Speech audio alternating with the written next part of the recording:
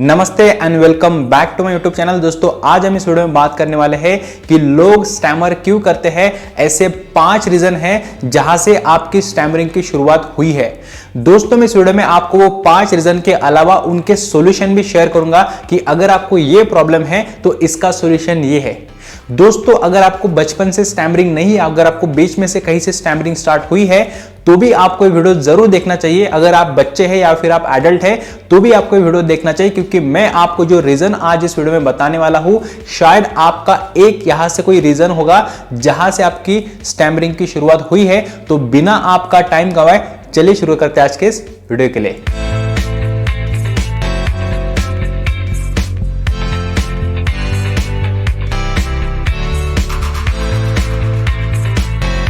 सबसे पहला और सबसे कॉमन रीजन दोस्तों, कॉपी अदर। हो सकता है कि आपके घर में किसी को स्टैमरिंग का प्रॉब्लम हो, या फिर हो सकता है कि आपके अड़ोस पड़ोस में किसी को यह स्टैमरिंग का प्रॉब्लम हो और आपने उनको देखा और उस तरह से आपने बोलना स्टार्ट किया, या फिर हो सकता है कि मजाक मजाक में आपने उनको चिढ़ाना स्टार्ट किया और धीरे धीरे आपके अंदर वो प्रॉब्लम आना स्टार्ट हुआ। तो शायद आपका जो पहला रीजन हो सकता है वो ये हो सकता है कि आपने बचपन से किसी को चिढ़ाया या फिर आपने किसी को कॉपी किया। हो सकता है आपके घर का मेंबर हो या फिर वो कोई बाहर का भी इंसान हो सकता है, और जहां से आपको ये स्टैमरिंग की शुरुआत हुई है। दोस्तों यहां पर और एक बात यह है कि शायद बहुत लोग ये मानते हैं कि अगर मेरे फादर को प्रॉब्लम है तो मुझे भी प्रॉब्लम हो सकता है। दोस्तों वहां पे भी ये केस अप्लाई होती है कि शायद बच्चे ने बचपन में अपने फादर को ही कॉपी किया और उसके बाद उसके अंदर ये स्टैमरिंग आना स्टार्ट हुआ। बट दोस्तों ऐसा नहीं होता है कि घर पे सभी को ही ये स्टैमरिंग का प्रॉब्लम है।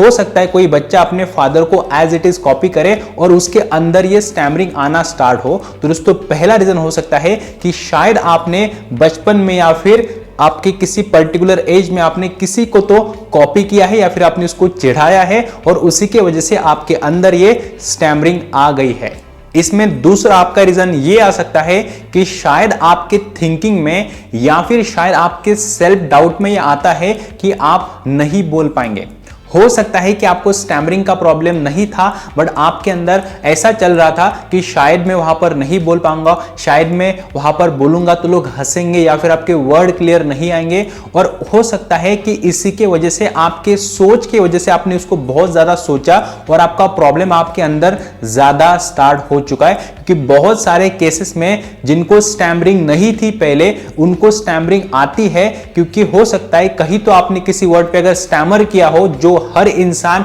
कभी ना कभी करता है, बट आपने उसके रिगार्डिंग बहुत कुछ मन में सोचा कि अरे यार मुझे तो ये प्रॉब्लम है तो लोग क्या कहेंगे। और फिर आपकी जो सोच है, जो आपका जो थिंकिंग है, आपने उसके ऊपर इतना ज्यादा सोचा कि उसके बाद आपकी वो रियलिटी ही बन गई है कि आपको स्टैमरिंग है। तो दोस्तों आपका दूसरा रीजन ये हो सकता है कि शायद आपका ओवर थिंकिंग या फिर शायद आपका जो सेल्फ डाउट था वो अब रियलिटी में कन्वर्ट हो चुका है, क्योंकि आपने उसके ऊपर बहुत ज्यादा सोचा था बट आपने एक्शन नहीं लिया होगा। इसमें तीसरा जो सबसे इंटरेस्टिंग रीजन दोस्तों हो सकता है कि शायद आपने बचपन में कभी ना कभी अपने वर्ड को हाइड किया होगा, या फिर आपने उस वर्ड के लिए कोई सब्स्टिट्यूट ऐड किया होगा जो शायद हिंदी में वर्ड था बट आपने उसके लिए कोई इंग्लिश वाला वर्ड यूज किया है। और धीरे धीरे आपकी वो आदत बन चुकी थी कि अब आप हिंदी वाले वर्ड को ना यूज करके आप इंग्लिश वाले वर्ड को यूज कर रहे हैं, और फिर आपके एक्सपीरियंस में सारे के सारे इंग्लिश वर्ड आ गए। बट जब आपको वो हिंदी का वर्ड स्पेसिफिक किसी के सामने बोलना होता है तब आपके पास वो एक्सपीरियंस नहीं होता है कि उसको कैसे बोलना है। तो शायद दोस्तों आपका तीसरा रीजन ये भी हो सकता है कि आपने वर्ड को हाइड करने की आदत आपने लगाई हो, और वही आदत धीरे धीरे जिस वर्ड ने आपको हाइड किया है, जिस वर्ड को आपने हाइड किया है, उसी वर्ड पर आप ज्यादा प्रॉब्लमेटिक आपको लगता है, क्योंकि आपके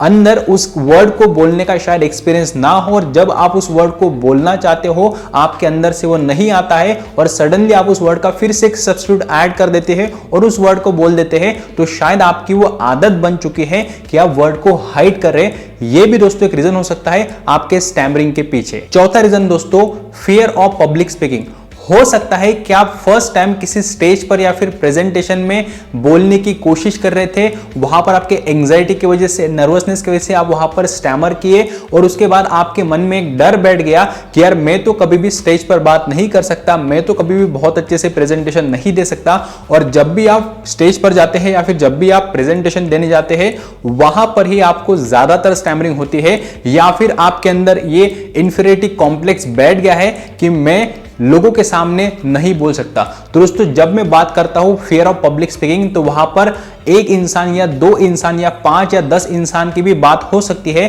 कि शायद आपको ग्रुप में बात करने में डर लगता हो, बट आप इंडिविजुअली एक इंसान के साथ अच्छे से बात कर सकती। शायद आपके बचपन में या फिर आपको कहीं ना कहीं एक्सपीरियंस मिला होगा कि शायद वहां पर आप अटक गए हैं या फिर आप स्टैमर किए हैं पब्लिक स्पीकिंग में, और वहां पर आपका जो इंफीरियरिटी कॉम्प्लेक्स है वही आपके अंदर एक सेल्फ डाउट इंक्रीज करता है कि तुम तो नहीं बोल पाओगे। और शायद वही एक रीजन हो सकता है कि बहुत सारे लोग घर पर अकेले में तो अच्छे से बोल पाते हैं, बट जब वो मीटिंग में जाते हैं, प्रेजेंटेशन में जाते हैं या फिर पब्लिक स्पीकिंग करना चाहते हैं, वहां पर वो स्टैमर करते हैं या फिर वो वहां पर जाते ही नहीं है, क्योंकि उनके अंदर वो जो एक्सपीरियंस था वो उसी पास्ट एक्सपीरियंस को लेकर अपने लाइफ में बैठ गए हैं कि मैं तो इसके बाद कभी भी नहीं बोल सकता। और वही दोस्तों आपका शायद थिंकिंग आपके स्टैमरिंग को और बढ़ा रहा है लाइफ में। पांचवा रीजन दोस्तों ये आ सकता है, you are comparing yourself with other. मतलब आपकी ये आदत हो सकती है कि आप हमेशा अपने आप को दूसरों के साथ कंपेयर करते हो और आप कंपैरिजन हमेशा वो शॉर्ट है या टॉल है, उसका पोस्टिंग कैसा है या फिर उसके पास पैसे कितने हैं या फिर वो दिखने में कैसा है, उसके साथ जब आप कंपेयर करते हो और आप ये पाते हो कि यार मैं तो इससे अच्छा नहीं हूं, ये मुझसे सुपीरियर है, तो वहां पे जो कंपैरिजन आती है, हो सकता है कि वहां पर आप अपने आप को कम समझते हैं और फिर आपके अंदर से वो हीन भावना बाहर आती है और फिर आप वहां पर कम बोलते हैं, फिर बोलते ही नहीं है। हो सकता है दोस्तों आपका जो कंपेयरिंग यूरसेल्फ विद अदर जो है वहां पर आपका ज्यादा प्रॉब्लम आता है, क्योंकि जब आप अपने बॉस के सामने, मैनेजर के सामने या सीनियर के सामने बात करना चाहते हैं, वहां पर जब अटकते हैं या फिर स्टैमर करते हैं, हो सकता है आप पहले से अपने मन में ये मान लेते हैं कि ये तो मेरे सीनियर है, मेरे बॉस है, मतलब कि मुझसे सुपीरियर है, तो मैं यहां पर अच्छे से नहीं बोल पाऊंगा। और शायद आप जब भी किसी के सामने बात करने की कोशिश करोगे, सीनियर पर्सन के सामने, आप हमेशा पर स्टैमर कर सकते हो,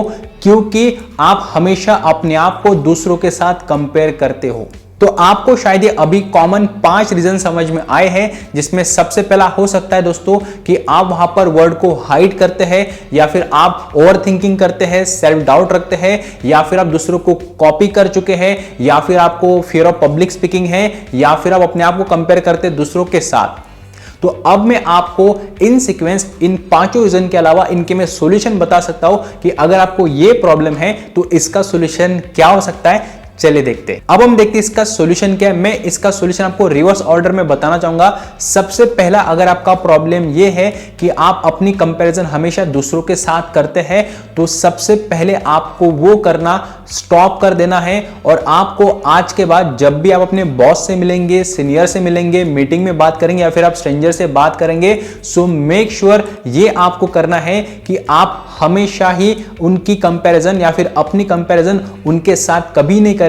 आपको हमेशा अपनी कंपैरिजन खुद के साथ करनी है और ये देखना है कि कल के कंपैरिजन में मैं आज कैसे बात करता हूं, 1 घंटे के कंपैरिजन में मैं अभी कैसे बात करता हूं, जो मैं प्रीवियस मैंने उस सेंटेंस बोला उसके कंपैरिजन में मैं ये वाला सेंटेंस कैसे बोल रहा हूं। अगर दोस्तों आपने इसके ऊपर कंपैरिजन किया तो आई थिंक आपका ये सॉल्यूशन आपको हेल्प कर सकता है, क्योंकि जब आप इंसान के साथ कंपैरिजन करते प्रॉब्लम वहां पर आता है, पर जब आप अपनी कंपैरिजन खुद के साथ करते हैं, आप अपनी कंपैरिजन अपने वर्ड्स के साथ करते हैं और ये देखते हैं कि यार मेरा पहला सेंटेंस ऐसा था, अब ये मेरा दूसरा सेंटेंस इससे थोड़ा सा अच्छा आया है, तो वहां पर आपका जो फोकस है वो बाहर के बजाय आपके अंदर आएगा। और यही कंपैरिजन जो आपको खुद के साथ करनी है हेल्प कर सकता है दोस्तों आपको अच्छे से इंप्रूव करने के लिए। दोस्तों अगर आपका 1% भी डेली इंप्रूवमेंट होता है जब आप खुद से कंपैरिजन करते हैं, तो आप ये देखते हैं कि जो आपका पहले कंपैरिजन विद अदर था वो धीरे धीरे कम होकर अब आप जब खुद से कंपैरिजन करना स्टार्ट करते हैं,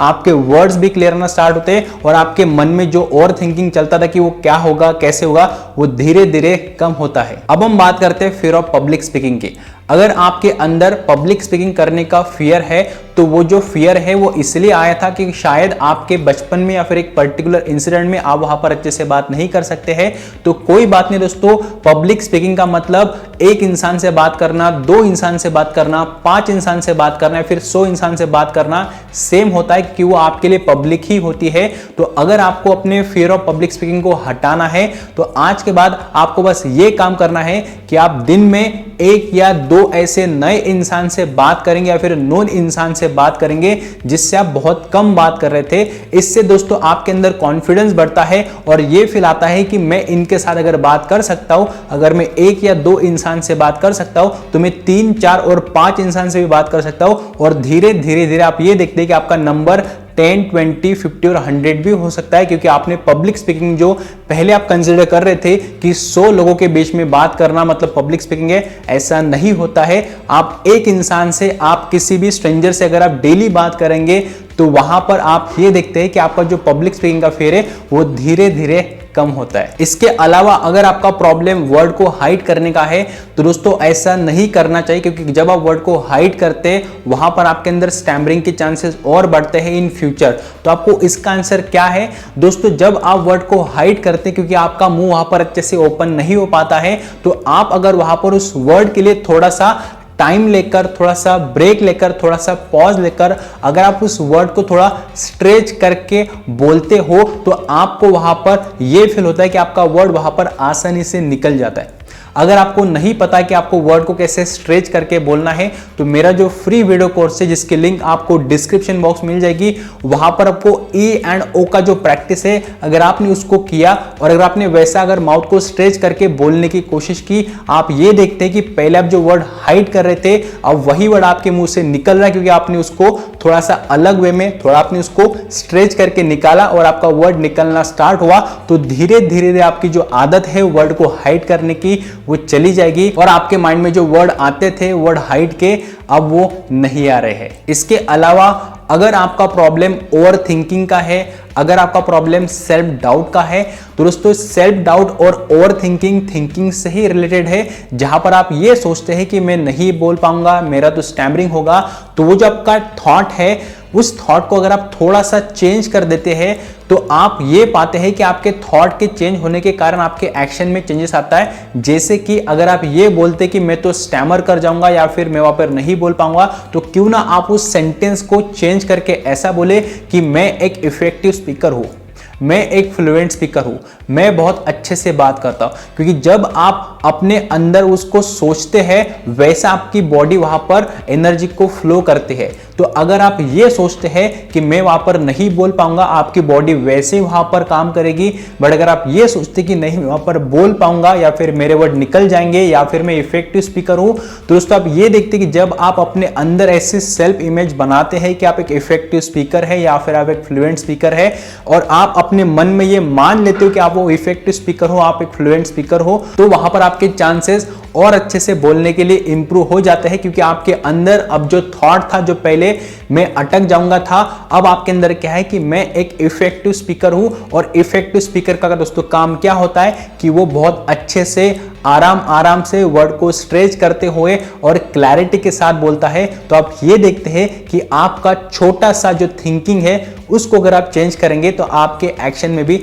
चेंजेस नजर आते हैं। और सबसे इंपॉर्टेंट रीजन, अगर आपका प्रॉब्लम किसी को कॉपी करके आए, चाहे आपके फैमिली मेंबर से या फिर किसी नेबर से या फिर किसी आपके नोन फ्रेंड से अगर आपको प्रॉब्लम आया है क्योंकि आपने वहां पर उनको कॉपी किया है, तो दोस्तों इसका आंसर ये भी हो सकता है कि आप क्यों ना एक ऐसे इंसान को कॉपी करें जो बहुत ही फ्लुएंटली बात करता है। आपको ऐसे बहुत सारे वीडियोस मिल जाएंगे यूट्यूब के ऊपर जिसको आप ये मानते कि यार ये बहुत अच्छे से बात करता है, क्यों ना आप उस इंसान को एज इट इज फॉलो करना स्टार्ट करके वो कैसे हैंड मूवमेंट करता है, कैसे एक्सप्रेशन बनाता है, कैसे स्टैंड करता है, कैसे बैठता है, किस तरह से बात करता है, उसकी किस तरह से एक्सेंट है, किस तरह से वो माउथ ओपन करता है, क्यों ना आप उस इंसान को एज इट इज कॉपी करें। क्योंकि आपने ऑलरेडी अगर किसी इंसान को कॉपी किया है तो क्यों ना आप इसका आंसर ये भी देख सकते कि जो आपको फ्लुएंट स्पीकर या इफेक्टिव स्पीकर लगता है आप उसको एग्जैक्टली कॉपी करके देखें। क्योंकि जब आप किसी को कॉपी करते हैं आपके अंदर उसका बिहेवियर भी आना स्टार्ट होता है और वो आपको हेल्प कर सकता है बहुत अच्छे से बात करने के लिए।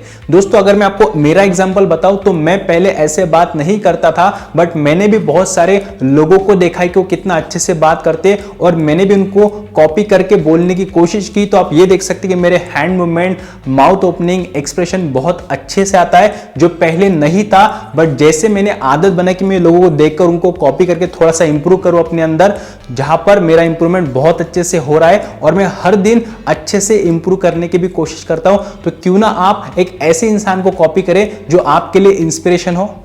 सो दोस्तों आई थिंक आपको यहां तक सारे के सारे पॉइंट समझ में आ चुके हैं। इसके अलावा दोस्तों आपके माइंड में हमेशा एक बात याद रखें कि लोग क्या कहेंगे, लोग क्या सोचेंगे, उसके ऊपर आपको बिल्कुल भी ध्यान नहीं देना है। आपको हमेशा अपने इंप्रूवमेंट के ऊपर ध्यान देना है। और सबसे इंपॉर्टेंट बात दोस्तों ये है कि अगर आप डेली 1% भी इंप्रूवमेंट करते हो तो वो सफिशिएंट है आपके स्टैमरिंग को ओवरकम करने के लिए। दोस्तों इसके अलावा अगर आपको वीडियो बहुत अच्छा लगा हो, अगर आपको लगता है कि मैं आपकी हेल्प कर सकता हूं स्टैमरिंग को ओवरकम करने के लिए, तो आपको डिस्क्रिप्शन बॉक्स में एक लिंक मिल जाएगी हमारी ट्रेनिंग के रिगार्डिंग, आप उसको सबमिट कर सकते हैं। हमारी तरफ से आपको कॉल या फिर व्हाट्सएप आएगा, आप हमारे फ्री डेमो को ज्वाइन कर सकते हैं। उसके बाद आपका ट्रेनिंग स्टार्ट होगा जहां पर हम आपको बताएंगे कैसे आपको स्टैमरिंग को ओवरकम करना है। और मैंने इसके पहले बहुत सारे लोगों को सिखाया हुआ है या फिर उनकी हेल्प की है और उन्होंने अपने स्टैमरिंग को ऑलमोस्ट ओवरकम भी किया है। सो आई होप दोस्तों आपको ये मेरा वीडियो दिल से पसंद आए तो प्लीज वीडियो को लाइक कीजिए, आपके कमेंट जरूर कमेंट बॉक्स में बताइए। अगर आप मेरे चैनल पर नए तो प्लीज चैनल को सब्सक्राइब कीजिए और बेल आइकन के ऑल नोटिफिकेशन को जरूर क्लिक कीजिए। दोस्तों मिलते हैं ऐसे नए अच्छे मोटिवेशन वीडियो के साथ। Thanks for watching.